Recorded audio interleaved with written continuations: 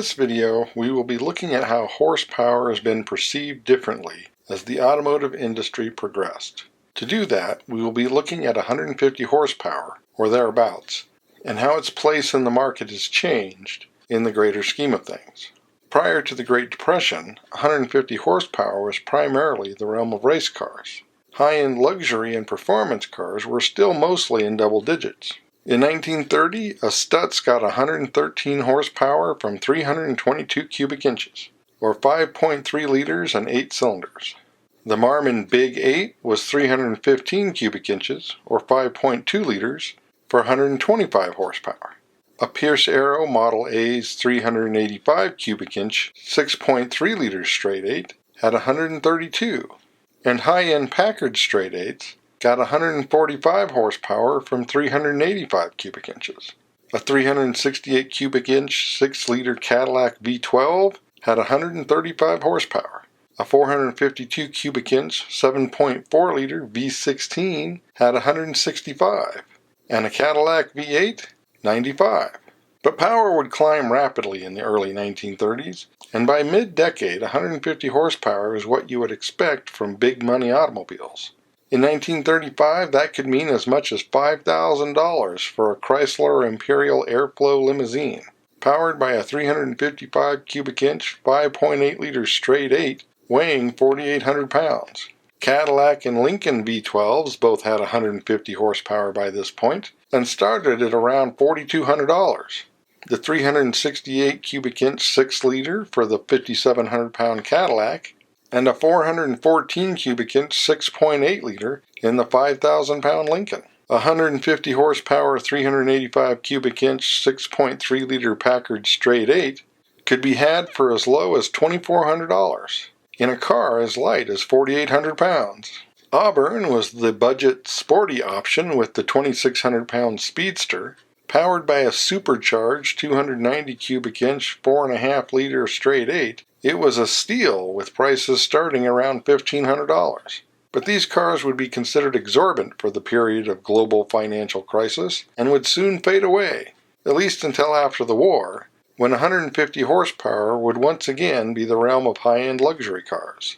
A 46 Cadillac had a 5.7 liter 346 cubic inch V8 with 150 horsepower and 260 pound-feet of torque, in a 4,200 pound car costing a minimum of $2,000. It would do 60 in about 15.4 seconds. Or you could spend a bit more and get a Daimler DE36 with a 5.5 liter 333 cubic inch straight 8 with 150 horsepower and 253 pound-feet of torque. Weighing a whopping 5,900 pounds, it took 20.5 seconds to reach 60. A car that would be little changed by 1950. The Bentley Mark VI was estimated to have 150 horsepower, but as part of Rolls-Royce, no official number was released, as it was determined to be adequate. While the 150 horsepower Packard was called the Super 8. The 5.4 liter 327 cubic inch straight 8 had 270 pound-feet of torque and could move a 3,800 pound Packard to 60 in 14.7 seconds. Or you could get what many considered to be the first supercar, a Jaguar XK120. The 3.5 liter 210 cubic inch dual overhead cam straight 6 with dual carbs had 150 horsepower and 195 pound-feet of torque. A fixed head coupe with the optional performance gearing could do 60 in 9.5 seconds. And as the name suggested, a lighter 2,800 pound high-geared Super Sport version with 10 more horsepower could do 120 miles an hour. As American cars continued to get bigger, with bigger, more powerful engines, 150 horsepower increasingly became the realm of sports cars, but not entirely. Chevrolet's Blue Flame 235-6 of the Corvette started out with 150 horsepower in 1953, but by 1955 it was up to 155. You could get 150 horsepower from a standard Chevrolet that year if you opted for the base version of their all-new V8, a 265 cubic inch or 4.3 liter engine with 243 pound-feet of torque and a 3,300 pound two-door Bel Air would do 60 in 12.5 seconds and topped out at 97 miles an hour. A Delahaye 235 coach with the 3.6-liter 217 cubic inch tri-carb straight six had 150 horsepower and 224 pound-feet of torque and weighed 3,200 pounds. It could do 60 in 9.5 seconds and reach 110 miles an hour, but those sold in 1955 were essentially just leftover models.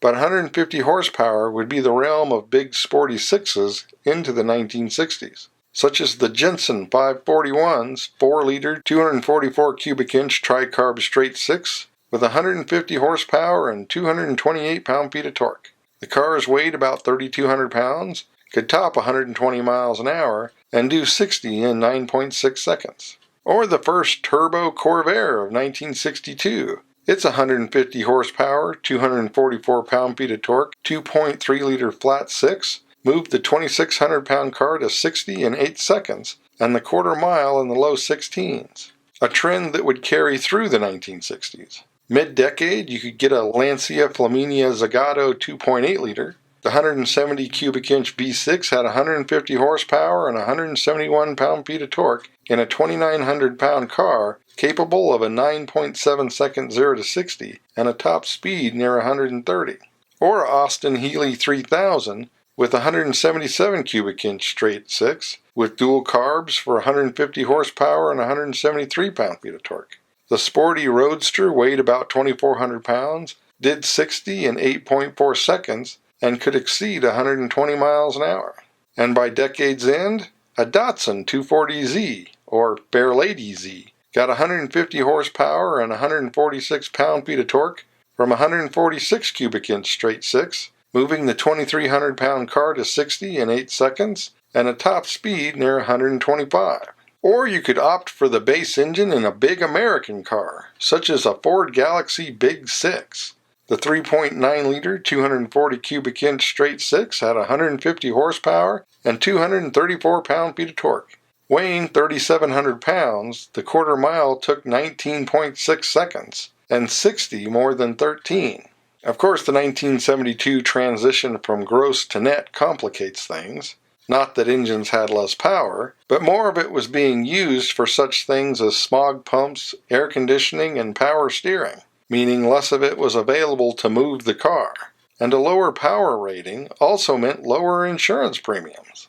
All of the major U.S. manufacturers' base six-cylinders were just shy of 150, with all four having 145 horsepower rated straight six that would be re-rated below 100 for 1972, while base V8s with the new net ratings would be in the 150 horsepower realm. So a 1972 car with 150 horsepower net was actually more powerful than a 1971 car with 150 horsepower gross. By mid-decade, Ford's 5.8-liter 351 Windsor was offered in a variety of cars, with net horsepower ratings ranging between 148 and 154, depending on the features, from the mid-sized Torino to cars as large as the LTD Brougham. In the relatively light 3,600-pound Ghia Granada, it had 153 horsepower and 270 pound-feet of torque, and took just over 10 seconds to reach 60, with a mid-17-second quarter mile.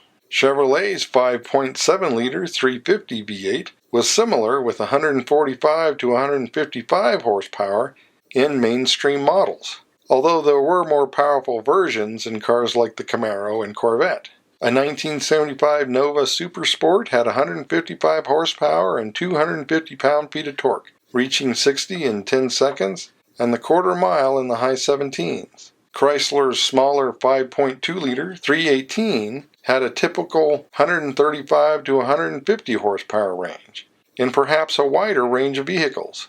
A 3,200-pound Duster had 145 horsepower and 255 pound-feet of torque, hitting 60 in 9.5 seconds and doing the quarter mile in the mid-17s. AMC's base 5-liter 304 cubic inch V8 was offered with 150 horsepower in the mid-size Matador and the compact Hornet. With 246 pound-feet of torque, the Hornet could reach 60 in 8.5 seconds and do the quarter mile in under 17. while a base Porsche 911 had 148 horsepower and 174 pound-feet of torque from its 2.7-liter flat six, and could move the 2,400-pound car to 60 in under 7 seconds, and the quarter mile in just over 15, with a top speed over 130. As things transitioned into the early 80s, things actually seemed to get worse. The 1980 DeVille 6-liter V8, or 368 cubic inch, had 150 horsepower and 265 pound-feet of torque. The 4,200-pound car took 20 seconds to do the quarter mile and 13.5 to reach 60. The Pontiac 4.9-liter 301 also had 150 horsepower with 240 pound-feet of torque in the Grand Prix and Firebird.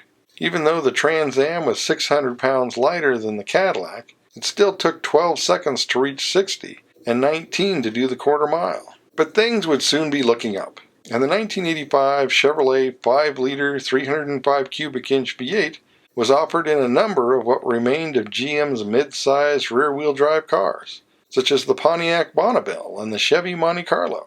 A 5-liter Buick Regal had 150 horsepower and 240 pound-feet of torque, and at 3,300 pounds it took a little over 10 seconds to reach 60 and did a mid-17-second quarter mile. While a Pontiac Sunbird 1.8-liter turbo had 150 horsepower and 150 pound-feet of torque. At 2,400 pounds, it did 60 in 7.5 seconds, and the quarter mile in under 16 seconds. The Ford Thunderbird Turbo Coupe and Mercury Cougar XR7 had a 2.3-liter turbo inline 4 with 155 horsepower and 190 pound-feet of torque. The 3,100-pound cars that were capable of 60 in 8.5 seconds and the quarter mile in 16.5 and a top speed of 125 miles an hour. BMW's 323i could be had with 148 horsepower and 151 pound-feet of torque. The 2,400-pound car's 2.3-liter straight six could move the car to 60 in just over 7 seconds and the quarter mile in just over 15 and get close to 130 miles an hour. The Morgan Plus 8 used Rover's 3.5-liter V8 with 155 horsepower and 198 pound-feet of torque, moving the classic-styled sports car to 60 in under 6 seconds, and the quarter mile in under 15. A weight of just over 2,100 pounds helped. But the V8 was leaving this range behind, and by 1990 it would be mostly 6s and turbo 4s. The Eagle Premier 3-liter V6 had 150 horsepower and 171 pound-feet of torque and weighed 3,100 pounds. It did 60 in just over 10 seconds, and the quarter mile in the mid-17s, topping out at 125 miles an hour. The base Dodge Shadow Turbo had a bigger but less powerful 2.5-liter 4 than the ES 2.2 Turbo. The Mitsubishi sourced engine had 150 horsepower and 180 pound-feet of torque, moving the 2,700-pound car through the quarter mile in 16 seconds, and to 60 in just under 8. The U.S. version of the Peugeot 405 Mi16 had 150 horsepower and 131 pound-feet of torque from its 1.9-liter 4. At a similar 2,700 pounds, it was roughly a half a second slower than the torquier Shadow. And by the mid-90s, normally aspirated 4s could pull 150 horsepower off. Oldsmobile's 2.2-liter Quad 4 had 150 horsepower and 145 pound-feet of torque in cars like the 2,900-pound Pontiac Grand Am GT. 60 came in under 9 seconds, and the quarter mile in the mid-16s, with a top speed of over 130. While the Dodge Plymouth Neon Sport 2-liter 4 produced 150 horsepower and 133 pound-feet of torque. The 2,400-pound car got to 60 in 7.5 seconds, and the quarter mile in under 16. The Saab 900S had a 2.3-liter, 150 horsepower, 155 pound-feet of torque 4, and did a 8.5-second 0 to 60 with a quarter mile in the mid-16s, topping out just under 130. While the Nissan Altima SE 2.5-liter had 150 horsepower and 154 pound-feet of torque, and was a similar 2,900 pounds, but it was slightly slower in both acceleration and top speed. Peugeot's 306 S16 hot hatch was a bit lighter at 2,600 pounds, 60 came in under 8 seconds, and the quarter mile in just over 16, and the top speed was over 130 from 150 horsepower and 135 pound-feet of torque. The early 2000s were not all that different. A Dodge Stratus SE with a 2.4-liter straight 4 had 150 horsepower and 167 pound-feet of torque in a 3,100 pound car. 60 took 9.7 seconds and the quarter mile 17.4, with a top speed near 127 miles an hour. The 100-pound lighter Honda Accord EX with a 2.3-liter had 150 horsepower and 152 pound-feet of torque, but still managed to be nearly a second quicker, although with a slightly lower top speed. While even lighter cars were even quicker, like Audi's A4 1.8 Turbo with 150 horsepower and 155 pound-feet of torque. At 2,900 pounds, it could top 130 miles an hour, hit 60 in 8.7 seconds, and do the quarter mile in 16.7. Or the Chevy Cavalier Z24, also with 150 horsepower and 155 pound-feet of torque. At 2,800 pounds, it did 60 in 8 seconds, and the quarter mile in 16, and could do 130. But if you went super light, like the 1,200-pound Caterham Super 7 1800 VBC, its 150 horsepower and 128 pound-feet of torque could hit 60 in 5 seconds and do the quarter mile in under 14. Things would continue to be slow to change for a bit. Volkswagen's 1.8 Turbo would carry on in the new Beetle with 150 horsepower and 162 pound-feet of torque. Although there was a more powerful version of the same engine, in 150 horsepower trim it did 60 in 8.5 seconds and got 24 miles per gallon. Not bad considering it's 3,200 pounds. The same could be said for the Chrysler 2.4-liter that came in a number of cars, including the PT Cruiser. At 3,100 pounds, it did 60 in 9.3 seconds, the quarter mile in 17.2, and could reach 121 miles an hour with its 150 horsepower and 164 pound-feet of torque. The power range was normal for a variety cars at this point. From a base Taurus with a 3-liter V6 with 153 horsepower and 183 pound-feet of torque and weighing 3,300 pounds, getting 20 miles per gallon and taking 10 seconds to reach 60. To the tiny Suzuki Ario with 155 horsepower and 152 pound-feet of torque, it could do 60 in 7.5 seconds and average 24 miles per gallon. Or the base version of the sporty Mitsubishi Eclipse. The 2.4-liter 4 had 147 horsepower and 158 pound-feet of torque. At 3,000 pounds, it still took nearly 10 seconds to reach 60, and it averaged 21 miles per gallon. Although the base Mazda 3 was perhaps more typical, with 148 horsepower and 135 pound-feet of torque from its 2-liter, providing a 9.5 second 0 to 60, which would remain the trend going into the next decade. But with the expanding SUV market, it would be showing up there as well. Mitsubishi's 2-liter 4 could be had in a Montero Sport, but it was much more effective in a Lancer, starting at $15,000 with 152 horsepower and 146 pound-feet of torque, and with a CVT, the Lancer could do 60 in the low 8-second range and average 25 miles per gallon. Just as the Mazda 2-liter could be had in a Mazda 3, as well as a CX-5. With 153 horsepower and 148 pound-feet of torque, the CX-5 had a 10-second 0 to 60, did the quarter mile in the high 17s, and also averaged 25 miles per gallon. The Hyundai Kia 1.8-liter was used in several vehicles with roughly 150 horsepower, give or take depending on the application. In a base 2,800-pound Kia Forte with 144 pound-feet of torque, it was a 10-second car to 60 and did the quarter mile in the mid-17s.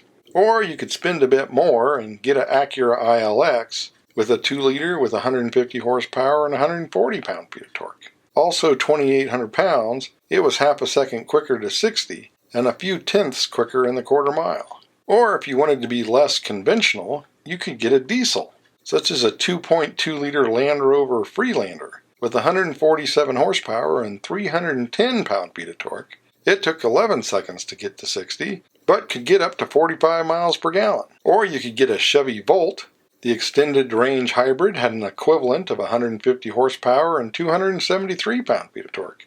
Even at 3,700 pounds, it still did 60 in the low 9s and the quarter mile in the low 17s, while rated at a 99 mile per gallon equivalent. By mid-decade, economy cars were a shrinking market, and many of those that remained were little changed. The Volkswagen Jetta's new 1.4-liter turbo produced 150 horsepower and still got to 60 in 10 seconds. The Toyota Miura hydrogen fuel cell electric had 151 horsepower and 247 pound-feet of torque, making it noticeably quicker than a Prius with a 0 to 60 in under 9 seconds. A Subaru Crosstrek was a butched-up Impreza that had 148 horsepower and 145 pound-feet of torque, while a base Nissan Frontier had 152 horsepower and 171 pound-feet of torque. But most cars in this power range continue to be ignored, in the sense of either being unchanged or unsold and therefore canceled. The new Honda Insight EX has 151 horsepower and 197 pound-feet of torque, can hit 60 in less than 7.5 seconds, and get better than 50 miles per gallon. You can get a Nissan Leaf with 147 horsepower and 187 pound-feet of torque. Not much for an electric, but enough to reach 60 in under 7 seconds and do a 15-second quarter mile under the right circumstances. So where does that leave us? Is 150 horsepower a little or a lot? Well, it's all relative on how it's being used. Weight, gearing, torque are all just some of the contributing factors. In some cases, it is easily more than enough. In other cases, not so much. Ultimately, the number on its own is just short of meaningless. So as always, thanks for watching. Don't forget to comment below and like and subscribe.